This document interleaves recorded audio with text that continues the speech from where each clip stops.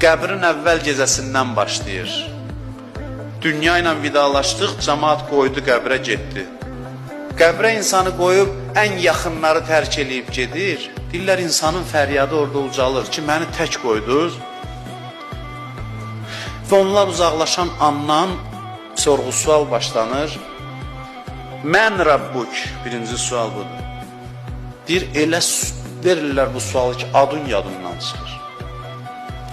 Mən Rabbuk, buna dilin cavab verməməlidir. Rəbbin kimdir?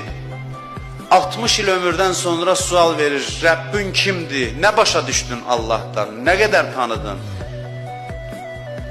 Vücudun cavab verir. Sənin vücudun Rəbbi Allah idisə, cavab verirsən Allahu Cəllə Cəlaluhu Rabbi. Nə asan sualdır. Rəbbin kimdir? Allahdır mənim Rəbbim. Vəssalam. İnanırsınız kim bunu deyə bilsə, deyəcəklər əl çəkim.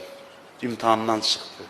Yəni biz 50 il, 60 il, 30 il, 40 il, 70 il nə qədər fürsət varsa buna görə yaşayırıq ki, bir gün bizdən bu ömrün nəticəsi olaraq soruşsalar, Rəbbin kimdir? Cavab verə bilər ki, Rəbbim Allahdır.